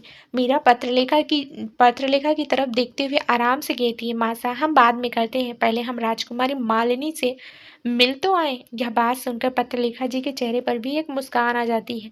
वह कहती है, जी आप मिलकर आइए, आपका तो कुछ गहरा नाता है उनसे, तो आपका मिलना तो बनता है। यह बात रिद्धि सिद्धि को छोड़कर सबको समझ में आ गई थी। मीरा आर्यन और मालिनी की तरफ अपने कदम बढ़ा देती है, जो कि डाइनिंग एरिया से थोड़ी दूरी पर बैठे हुए थे। वहीं उसके पीछे रिद्धि और सिद्धि और ज्योति भी चले आते हैं, क्योंकि उन्हें आज एक तमाशा देखने को मिल रहा था, तो कैसे ना छोड़े। अब आएंगे तारे जमीन पर। ज्योति ने यह बात रिद्धि और सिद्धि से कही। इस बात पर दोनों मुस्कुरा देती हैं। मीरा आर्यन के पास पहुंच चुकी थी। उसने आर्यन और मालिनी की तरफ ठंडी नज़रों से देखने लगती है। फिर से उसकी भौहें सिकुड़ जाती है और फिर अपनी ठंडी नज़रों से मालिनी को ऊपर से नीचे तक देखने लगती है। वहीं ज्योति धीरे से रिद्धि के कान में कहती है, इस मालिनी के कपड़े तो शुरू से होते ही खत्म हो गए। रिद्धि और सिद्धि कुछ नहीं कहती हैं, बस ज्योति को शांत रहने का इशारा कर देती हैं। मीरा ठंडी नज़रों से आर्यन और मालिनी को देखती है। उसे अपने चेहरे पर एक छोटी मुस्कान लाते हुए जोर से कहती है, ओह देखो आज कौन आया है, मेरी ना हो सकी होने वाली सौतेन। मीरा ने यह बात इतनी जोर से बोलती है कि सब लोग मीरा की तरफ देखने लगते हैं और आर्यन का ध्यान अपनी फाइलों से हटकर मीरा की तरफ से चला जाता है और वह उसकी तरफ देखता ही रह जाता है, क्योंकि मीरा बहुत सुंदर दिख रही थी। उसने गुलाबी कलर की राजस्थानी साड़ी पहनी हुई थी और माथे पर मांग टीका, चेहरे पर एक छोटी मुस्कान के साथ मीरा एकदम सुंदर दिख रही थी। आर्यन अपनी नज़रें मीरा से हटाकर अपने रियल अवतार में आते हुए कहता है, ये क्या कह रही हैं आप? इनका नाम ठीक से लीजिए, इनका नाम है राजकुमारी मालिनी सिंह रावत, तो आप इन्हें उन्हीं नाम से बुलाइए। आर्यन की इस बात पर मीरा की नज़र ठंडी हो जाती है और वह आर्यन को खा जाने वाली नज़रों से देखने लगती है। पता है हमें प्यारे पतिदेव जी, इनका नाम राजकुमारी मालिनी सिंह रावत है, हम तो बस यूं ही मजाक कर रहे थे। आपको बुरा लगा हो तो हमें माफ़ कर दीजिएगा। मालिनी हमें ना मजाक करने की बड़ी आदत है। मीरा ने यह बात अपनी ठंडी आवाज़ में कही थी। वहीं मालिनी मीरा को सामने देख डर से उसके हाथ कांपने लगती है और उसे सगाई वाला दिन याद आ जाता है, कैसे मीरा ने उसके भाई का हाथ पकड़ा था और मरोड़ दिया था। और उसके पिता की कही हुई बातें याद आने लगती है कि मीरा से बचकर रहना। वह घायल शेरनी है, कभी भी तुम्हारे पर वार कर सकती है और तुम्हें किसी भी हाल में आर्यन को अपने जाल में फंसाना है। यह सब बात करके मालिनी को थोड़ी हिम्मत मिलती है और थोड़ी हिम्मत के साथ वह मीरा से कहती है, कोई बात नहीं गीता। वह कुछ कह पाती तभी ज्योति जोर से खांस देती है और मालिनी अपने शब्द बदलते हुए कहती है, कोई बात नहीं मीरा, हमें आपकी बात का बुरा नहीं लगा, हमें तो आपकी बात का बहुत बुरा लगा। आपने मीरा ने शांति से कहा, लेकिन हमें आपकी बात का बहुत बुरा लगा। मालिनी थोड़ा शक पका जाती है और धीरे से कहती है, आपको हमारी बात का क्यों बुरा लगा? आपने हमें मीरा कहा, हमें मीरा बस अपने करीबी लोग बुलाते हैं, आप उन लोगों में नहीं हैं, इसलिए आप हमें कुंवर रानी सा बुला सकती हैं। वहीं मीरा की बात सुनकर मालिनी को गुस्सा आता है, फिर भी वह अपने गुस्से का घूंट पीकर कुछ नहीं कहती। वहीं आर्यन मीरा को खा जाने वाली नजरों से देखता रहता है। डाइनिंग टेबल पर बैठे हुए पत्रलेखा जी, जगत सिंह जी, माधुरी और जयदेव मंद मंद मुस्कुराने लगते हैं। वहीं आर्यन को अपनी तरफ घूर के देख मीरा कहती है, प्यारे पतिदेव जी, ऐसे हमारी तरफ क्यों घूर रहे हैं? हमने कौन सी आपकी भैंस चुरा ली जो आप हमें ऐसे घूर कर देख रहे हैं? आर्यन उसे कुछ नहीं कहता है, बस घूरे जा रहा था। मीरा आर्यन को इग्नोर करते हुए आगे कहती है, आज तो फ्राइडे है ना, तो आज आपका ऑफिस नहीं है। मीरा ने यह बात आर्यन से कही थी। नहीं, आज यहाँ मीटिंग के लिए कुछ इम्पॉर्टेंट गेस्ट आने वाले हैं ना, इसलिए मीटिंग हमने महल में रखी है। मीरा आर्यन के हाथ में जो फाइल थी उस पर नाम पढ़कर कहती है, पीआरपी इंडस्ट्रीज। नाम पढ़कर उसके चेहरे पर एक मुस्कान आ जाती है। वो आर्यन की तरफ देखते हुए कहती है, आपकी मीटिंग पीआरपी इंडस्ट्रीज के साथ है? आर्यन मीरा की तरफ ठंडी आंखों से देखते हुए कहता है, हाँ, उनके साथ मेरी मीटिंग है और यह मीटिंग मेरे लिए बहुत इंपॉर्टेंट है। और तुम खास कर मीरा उनके सामने मत आना, क्योंकि मैं नहीं चाहता कि मेरा इम्प्रेशन इतना ख़राब हो जाए कि मुझे डील ना मिले। आर्यन की बात जगत सिंह जी को बिल्कुल भी पसंद नहीं आती। वह जोर से अपना हाथ डाइनिंग टेबल पर मारते हुए कहते हैं, यह कैसे बात कर रहे हैं आर्यन अपनी पत्नी से? वो आपकी पत्नी है और आपका कोई हक नहीं बनता उनसे ऐसे बात करने का। आर्यन अपने पिता की बात सुनकर शांत हो जाता है और शांति से उन्हें जवाब देते हुए कहता है, पापा, मैं यही कहना चाहता हूँ कि मीरा उनके सामने ना जाए। अगर उन्होंने मीरा से कोई सवाल पूछ लिया और मीरा ने उन्हें जवाब ना दिया तो उल्टा मेरी ही बेइज्जती हो जाएगी। अगर उन्होंने मीरा से कोई बिजनेस से लेटेस्ट सवाल पूछ लिया तो मीरा कैसे दे पाएगी? आर्यन की बात सुनकर मालिनी मंद मंद मुस्कुराने लगती है। वहीं मालिनी को मुस्कुराते देख मीरा की आंखों में आग उतर आती है और वह मालिनी को घूरने लगती है। फिर मीरा आर्यन की इस बात पर ठंडी निगाहों से देखते हुए कहती है, ठीक है, मैं उनके सामने नहीं आऊँगी, मैं बस दूर से देखती रहूँगी। पर एक बात याद रख लीजिएगा आर्यन सिंह राठौर, और आखिरी में आपको मेरे पास भी आना है। इतना कहकर मीरा डाइनिंग टेबल के पास चली जाती है। और डाइनिंग टेबल के पास ही रखे हुए सोफे पर बैठ जाती है। वहीं तीनों आर्यन के सामने खड़े हुए थे। आर्यन इन तीनों को देखकर थोड़ी कर्कश आवाज में कहता है, तुम यहाँ क्यों रुकी हुई हो? तुम भी वहाँ जाओ और हमें काम करने दो। फिर वह मालिनी के साथ मिलकर काम करने लगता है और उससे फिर से कुछ डिस्कशन करने लगता है। वहीं तीनों चुपचाप मीरा के पास बैठ जाते हैं। जगत सिंह जी आर्यन की हरकतों को देखकर पत्रलेखा जी से कहते हैं, देखो, आपके बेटे ने क्या किया, आज अपनी पत्नी को कैसे ट्रीट कर रहा है, जैसे कि कोई बाहर वाली हो। ये आपका लाड प्यार का नतीजा है रानी सा। पत्रलेखा जी कुछ नहीं कहती हैं। आज उन्हें भी आर्यन की ऐसी बातों का बुरा लगा था। फिर माधुरी जी आर्यन का पक्ष लेते हुए कहती है, जाने दीजिए, राणा सा बच्चा है, बाद में समझ जाएगा।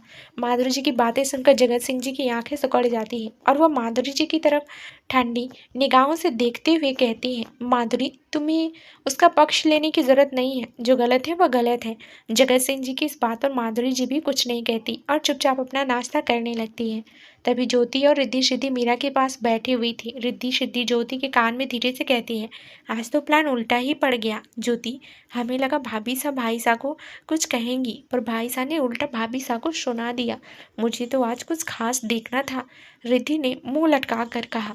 सिद्धि रिद्धि की बात सुनकर कहती है, जीजी आप कितने खुड़ाल हो, मतलब आपको कुछ अच्छा देखना आता है, इसके लिए भाभी सा को भड़का रही थी। रिद्धि अपनी छोटी बहन सिद्धि की तरफ देखते हुए बोलती है, लिशन मैं भाभी भाई के बीच आग नहीं लगा रही थी, मैं तो बस इस मेकअप की दुकान को भाभी के हाथों सबक सिखाना चाहती थी। चुप भी कर जाओ तुम दोनों, मेरे कान दुखने लगे। तुम दोनों की बातें सुनकर ज्योति ने उन दोनों को बीच में टोकते हुए कहा, तुम्हें क्या लगता है मीरा दी ऐसे ही चुप बैठी हुई है? वो कुछ सोच रही है जो तुम्हारे भाई और उस मधुमक्खी के दिमाग के परे है। अगर मीरा दी ऐसे कुछ सोच रही है, इसका मतलब है तुम्हारे भाई इस बड़ी मधुमक्खी को झटका या कुछ जरूर लगने वाला है, क्योंकि मैंने आज का बाबा तांत्रिक वाला राशिफल देखा है, उसमें इस मालिनी और तुम्हारे भाई की राशि बिल्कुल एक जैसी बताई गई है। दोनों पर राहु केतु बहुत ही भारी है। अगर भाभी ने भाई को मार डाला तो क्या होगा, और अगर साथ में इस मधुमक्खी की लाश को भी उनके साथ छुपा दिया तो? सिद्धि एकदम से कहा। क्या क्या सोचती रहती हो यार सिद्धि, तुम्हारे पास दिमाग है भी या नहीं? भाभी क्यों भाई को मारेगी? तुम्हारा दिमाग कुछ भी सोचता रहता है। रिद्धि ने अपनी छोटी बहन सिद्धि से कहा। वहीं मीरा अपने मोबाइल में किसी को मैसेज कर रही थी, जल्दी आओ और मीटिंग करो। यह मैसेज टाइप कर मीरा ने सेंड कर दिया और दूसरी तरफ से मैसेज आने का वेट करने लगी। फिर कुछ ही देर में दूसरी तरफ से मैसेज आया, आप चिंता ना करें, मैंने आपकी असिस्टेंट को भेज दिया है मीटिंग के लिए। आपने जैसा कहा था मैंने वैसा किया है, और बाकी का आप देख लीजिएगा मैम। यह मैसेज पढ़कर मीरा के चेहरे पर एक मुस्कान आ जाती है, एक ऐसी मुस्कान जो कि किसी की जान लेने के लिए काफ़ी हो। वहीं ज्योति की नज़र जब मीरा की मुस्कान पर जाती है तो वह खुद भी डर जाती है, क्योंकि मुस्कान बहुत कातिलाना थी। फिर वो अपने मन में कहती है, राशिफल वाले तांत्रिक बाबा अपनी राशि में यही कहा था ना, कुंवर शाह और बड़ी मधुमक्खी की राशि में सच में राहु केतु मंडराने लगे हैं। सनी की साढ़े साती तो पहले ही शैतान सिंह के परिवार पर चल रही है, और मालिनी ने आर्यन के करीब आकर उसने राजकुमारी का गुस्सा और भड़का दिया है। भगवान ही मालिक है इन सब के अंत का। इतना कहकर वो रिद्धि सिद्धि से फिर से बातें करने लगती है। वहीं मीरा ने अपने मन में प्लान बना लिया था, और वहीं दूसरी तरफ आर्यन आज बेचैनी से दरवाजे की तरफ राह देखे जा रहा था, क्योंकि आज महल में मीटिंग के लिए पीआरपी कंपनी के सीईओ एंड चेयरमैन की असिस्टेंट आ रही थी। तभी राजमहल के सामने एक ब्लैक कलर की BMW रुकती है, और उस BMW में से एक ड्राइवर बाहर निकलता है और पैसेंजर सीट का दरवाज़ा खोलता है। तभी कार में से एक लड़की बाहर आती है, जिसने सिंपल सा बिजनेस सूट, चेहरे पर हल्का सा मेकअप और अपने बाल पॉनी टेल में बांधे हुए थे। उसने अपने एक हाथ में ब्रेसलेट और दूसरे हाथ में घड़ी पहनी हुई थी। लड़की दिखने में बहुत सुंदर थी और खूबसूरत। तभी वो लड़की ड्राइवर को देखते हुए कहती है, यही है ना राठौर का महल? ड्राइवर सिर झुकाकर जवाब देता है, यस मैम। महल को देखकर उस लड़की के चेहरे के भाव अजीब से हो गए थे। वो अपना मुंह बिचकाते हुए कहती है, कहाँ चली गई हो सीईओ? अगर तुम यहाँ होती ना तो मुझे यह सब नहीं देखना पड़ता, यह बोरिंग मीटिंग नहीं देखनी पड़ती, ना ही राजस्थान आना पड़ता। प्लीज जल्दी आओ, वरना मैं जॉब छोड़कर चली जाऊंगी। महल के अंदर सब लोग अपनी अपनी जगह बैठे हुए थे और अपने अपने काम कर रहे थे। आर्यन और मालिनी भी अपनी फाइल चेक कर रहे थे। प्रेजेंटेशन अच्छा होना चाहिए हमारा आज, मैंने इसके लिए बहुत दिनों से तैयारी कर रखी है, और कैसे भी करके यह डील हमें मिलनी चाहिए। आर्यन ने यह सब उत्साह में बोला। तभी महल का पहरेदार भागते हुए आता है और आर्यन के पास खड़े होकर कहता है, कुंवर शाह, कोई मिस चक्रवर्ती आपसे मिलने आई हैं, उन्हें जल्दी से हमारे महल के स्टडी रूम में लेकर आओ। इतना कहकर आर्यन और मालिनी वहां से उठते हैं और स्टडी रूम की तरफ चले जाते हैं। पहरेदार भी आर्यन की बात सुनकर चला गया था। वहीं चक्रवर्ती नाम सुनकर मीरा के चेहरे पर एक और बार मुस्कान आ जाती है, और फिर से वह अपने मोबाइल में कुछ खेलने लगती है। स्टडी रूम के अंदर मिस चक्रवर्ती स्टडी रूम में आ चुकी थी। वहीं मिस चक्रवर्ती को स्टडी रूम में आते देख आर्यन और मालिनी दोनों खड़े हो जाते हैं। आर्यन उनका स्वागत करने के लिए आगे जाता है और उनसे कहता है, welcome to Rajasthan and Alwar रियासत। फिर आर्यन उनसे हाथ मिलाते हुए कहता है, हेलो, मेरा नाम Aryan Singh Rathore, prince of Alwar. Miss Chakraborty भी हम्बलनेस के साथ अपना हाथ आगे कर हाथ मिलाने लगती हैं। फिर अपना इंट्रोडक्शन देते हुए कहती हैं, जी मेरा नाम है श्रेया चक्रवर्ती और मैं सीईओ एंड चेयरमैन की पर्सनल असिस्टेंट हूँ। फिर आर्यन मालिनी को श्रेया से मिलवाते हुए कहता है, मिस श्रेया, ये मालिनी हमारी पर्सनल असिस्टेंट और जोधपुर की राजकुमारी। श्रेया मालिनी को ऊपर से नीचे तक देखती है और मालिनी को देखते ही श्रेया का मुंह बन जाता है। झूठी मुस्कान की और बेमन से हाथ मिलाते हुए कहता है, nice to meet you Malini. Malini भी उसे वही कहती है, nice to meet you miss Chakraborty. Malini ने खुद के लिए श्रेया का रिएक्शन देखा था, पर वह क्या कर सकती थी, इसलिए उसने झूठी मुस्कान के साथ ही हाथ मिलाया था। चलिए फिर हम प्रोजेक्ट के लिए बातें करते हैं। आर्यन कह आर्यन कितना कहते हैं। तीनों लोग अपनी अपनी जगह पर बैठ गए। आर्यन उठा और प्रोजेक्टर ऑन करके कमरे की लाइट्स अपने डिम हो गई अपने आप। आर्यन ने प्रेजेंटेशन देना शुरू कर दिया। वहीं आर्यन प्रेजेंटेशन दे रहा था। श्रेया ध्यान से आर्यन की बातें और प्रोजेक्टर पर चल रही सारी चीज़ें देख रही थी और अपनी टैब में उसे नोट भी कर रही थी। ऐसे ही प्रेजेंटेशन आधे घंटे चला और आधे घंटे बाद प्रेजेंटेशन ख़त्म हो गया और प्रेजेंटेशन ख़त्म होते ही अपने आप लाइट ऑन हो गई और आर्यन का हैंडसम चेहरा दिखने लगा। श्रेया ताली बजाते हुए कहती है, your presentation was great and we will be happy to work with you. Shreya के मुंह से अपने लिए तारीफ सुनकर आर्यन खुश हो जाता है और उसे देखते हुए कहता है, थैंक यू। तभी श्रेया आर्यन की तरफ देखते हुए कहती है, पर मुझे हमारी कंपनी की प्रेसिडेंट से बात करनी होगी और उनसे कुछ डिस्कशन के बाद ही मैं कुछ कह सकती हूँ, क्योंकि हमारे पास बहुत सारे प्रेजेंटेशन आए हैं। श्रेया के मुंह से यह बात सुनकर आर्यन के चेहरे की रंगत बदल जाती है, फिर भी वह अपने चेहरे पर झूठी मुस्कान लाते हुए कहता है, कोई बात नहीं मिस श्रेया, हम आपका रिप्लाई का इंतजार करेंगे। तभी श्रेया खड़ी होती है और आर्यन की तरफ देखते हुए कहती है, क्या आप मेरी एक इच्छा पूरी कर सकते हैं? कैसी इच्छा है आपकी?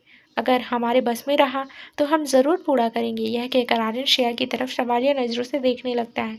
हमने कभी रियल लाइफ में महल नहीं देखा और शाही परिवार को भी नहीं देखा। क्या हम आपका महल और आपके परिवार को मिल सकते हैं? श्रेया ने यह सब मासूम चेहरा बनाते हुए कहा। आर्यन श्रेया के मुंह से यह बात जानकर हैरान हो जाता है और हैरानी से कहता है कि सच में आपने कभी शाही परिवार को नहीं देखा? श्रेया एकदम से कहती है, नहीं, हमने नहीं देखा है। आर्यन मुस्कुराते हुए श्रेया की तरफ देखते हुए कहता है, तो आज आप हमारे साथ लंच करके ही जाइएगा। आर्यन के मुंह से यह बात सुनकर श्रेया खुश हो जाती है और बच्चे जैसे चहकते हुए कहती है, सच में? हाँ, सच में। आर्यन इतना कहकर श्रेया की तरफ देखने लगता है। वहीं मालिनी भी श्रेया की तरफ ऐसे देख रही थी जैसे किसी एलियन को देख रही, कि उसे विश्वास नहीं हो रहा था कि श्रेया ने अभी तक किसी रॉयल फैमिली को नहीं देखा है। वहीं दूसरी तरफ हॉल में सब लोग बैठे हुए थे। मीरा अभी भी अपने मोबाइल में गेम खेल रही थी। रिद्धि और सिद्धि भी कॉलेज से रिलेटेड ज्योति से कुछ बात कर रही थी। जगत सिंह जी पत्रलेखा जी से रियासत के बारे में बात कर रहे थे और जयदेव और माधुरी जी को छेड़ रहे थे। तभी वहाँ पर उन्हें किसी के कदमों की आवाज़ सुनाई देती है और सब लोग सामने की ओर देखते हैं। बस मीरा को छोड़कर वह सामने दिखते हैं तो एक लड़की जिसने बिजनेस सूट पहना हुआ था वह आर्यन के साथ महल में आ रही थी। फिर कुछ देर बाद दोनों सबके पास पहुंच जाते हैं। मीरा ने अभी तक अपना सिर ऊपर करके नहीं देखा था। फिर आर्यन श्रेया को मिलाते हुए अपने परिवार से कहता है, माँ पापा, यह श्रेया है, पीआरपी कंपनी के सीईओ और चेयरमैन की पर्सनल सेक्रेटरी। फिर आर्यन आगे कहता है, श्रेया जी, यह मेरे पिताजी हैं, अलवर के महाराजा और राजस्थान के राणा साहब। श्रेया जगत सिंह जी को नमस्ते करते हुए कहती है, नमस्ते अंकल, सॉरी, नमस्ते राणा साहब। जगत सिंह जी श्रेया की इस गलती पर उनकी तरफ शांत निगाहों से देखते हुए कहते हैं, आप हमें अंकल कह सकती हैं। फिर वह मुस्कुरा देते हैं और श्रेया भी मुस्कुरा देती है। फिर आर्यन श्रेया को अपनी माँ से मिलवाते हुए कहता है, श्रेया जी, हमारी माँ पत्रलेखा जगत सिंह राठौर हैं, अलवर की महारानी और राजस्थान की हुक्मरानी। फिर वह अपने चाचा को मिलाते हुए कहता है, यह हमारे चाचा कुंवर जयदेव सिंह, यह भी हमारी तरफ बिजनेसमैन है और हमारी कंपनी के डिप्टी चेयरमैन हैं। और जो इनके बगल में बैठी हैं यह हमारी चाची माधुरी जयदेव सिंह राठौर हैं और हमारे घर की जान है। फिर दूसरी तरफ जहाँ पर मीरा और रिद्धि सिद्धि बैठे हुए थे उनके बगल में ज्योति बैठी हुई थी, उनकी तरफ मुड़ता है और श्रेया से कहता है, ये मेरी जुड़वा बहनें रिद्धि और सिद्धि। वहीं श्रेया की नज़र रिद्धि और सिद्धि के बाजू में बैठी अपने मोबाइल में व्यस्त मीरा पर पड़ती है तो उसकी आंखें हैरानी से फैल जाती है और वो एकदम से चिल्ला उठती है, मोना डार्लिंग, तुम यहाँ। उसके ऐसे चिल्लाने से और मोना डार्लिंग कहने से सब लोग हैरान हो जाते हैं। वहीं मीरा अपना सर ऊपर कर मुस्कुराते हुए श्रेया की तरफ देखने लगती है। वहीं सब लोगों की नज़र मीरा की तरफ से जाती है तो वह लोग भी हैरान हो जाते हैं और आश्चर्य में पड़ जाते हैं। मीरा मुस्कुराते हुए खड़ी होती है और श्रेया की तरफ देखते हुए कहती है, चंदू डार्लिंग, यहाँ क्या कर रही हो? मीरा के मुंह से यह सुनते ही सब लोग और भी हैरान हो जाते हैं। पहले तो उन्हें यह लग रहा था कि बस मीरा उनके कहने पर ऐसे ही मुस्कुरा रही है, पर मीरा श्रेया को जानती है। यह बात जानकर आर्यन और मालिनी को ज़्यादा हैरानी होती है। श्रेया भागकर मीरा के पास जाती है और उसे कसकर गले लगा लेती है। मीरा भी श्रेया को कसकर गले लगा लेती है। श्रेया गले लगे हुए ही कहती है, मैंने तुम्हें बहुत मिस किया मोना डार्लिंग। मीरा भी उसे गले लगाए हुए कहती है, मैंने भी तुम्हें बहुत मिस किया छंदो डार्लिंग। वहीं आर्यन इन दोनों भरत मिलाओ को देख हैरान हो जाता है और अपने मन में कहता है, क्या ये दोनों एक दूसरे को पहले से जानती हैं, जो बिछड़ी हुई बहनों की तरह रिएक्ट कर रही हैं। मालिनी भी अपने मन में कहती है, इस लड़की की पहुंच कितनी दूर तक है, किन किन लोगों को जानती है। अब छोड़ भी मुझे, यूं ही मारने का प्लान है क्या तेरा? मीरा ने कसमसाते हुए श्रेया से कहा। श्रेया उसे छोड़ती है और सवालों की झाड़ी लगाते हुए कहती है, चुड़ैल, भूतनी, मेरी पापी गुड़िया, मेरी एनोबेल, कहाँ गायब हो गई थी इतने दिन से? तुझे पता है मैंने तेरी कितनी फिक्र की? अरे मैंने तो तेरी लाश ढूंढने को आदमी भी लगा दिए थे। तूने सैयद खान के बेटे को इतनी बुरी तरीके से पीटा तो मुझे लगा उस सैयद खान ने तेरे को मार दिया। फिर एक गहरी सांस लेकर तुझे ठीक से देखकर मुझे ऐसा लग रहा है तुम यहाँ बहुत मज़े में थी।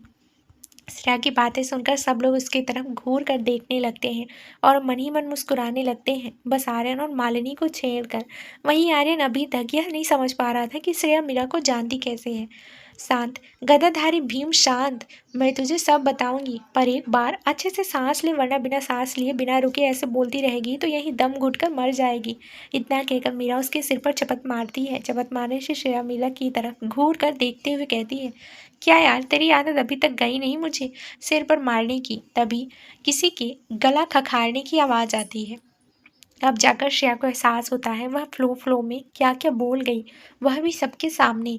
फिर वह अपने चेहरे पर एक खिसियाई मुस्कान लेकर पलटती है और दांत दिखाकर सबकी तरफ हंसने लगती है, ही। फिर आर्यन मीरा और श्रेया की तरफ देखने लगता है और उनकी तरफ देखते हुए श्रेया से सवाल करते हुए पूछता है, श्रेया, आप क्या आप मीरा को जानती हैं?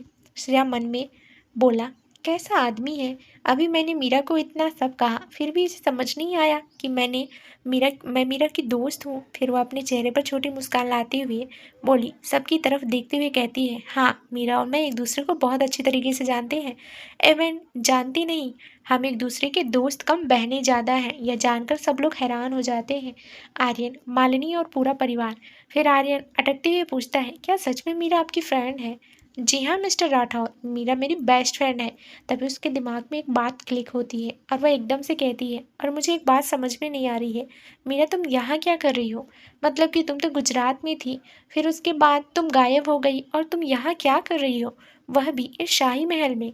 श्रेया सवालिया नज़रों से मीरा को देखने लगती है। बहू है वो हमारी, और हमारे बेटे की पत्नी, अलवर की कुंवर रानी और होने वाली हुक्मरानी। पत्रलेखा जी ने यह बात शांति से कही थी। श्रेया यह सुनती है तो आर्यन और मीरा की शादी हो चुकी है, यह बात जानकर उसकी आंखें हैरानी से बड़ी हो जाती है। तो दोस्तों, आगे अब इस कहानी में क्या नया ट्विस्ट आने वाला है, ये जानने के लिए इस कहानी का अगला भाग ज़रूर सुने, जो बहुत ही जल्द इस चैनल पर प्रसारित कर दिया जाएगा। दोस्तों, उम्मीद करती हूँ हमारी आज की कहानी आपको पसंद आई होगी। अगर पसंद आई है तो वीडियो को लाइक करें, चैनल पर नए हो तो चैनल को सब्सक्राइब करें, साथ ही बेल आइकन को भी प्रेस करें ताकि मेरी नेक्स्ट कहानी का नोटिफिकेशन सबसे पहले आप तक पहुँचे। धन्यवाद दोस्तों।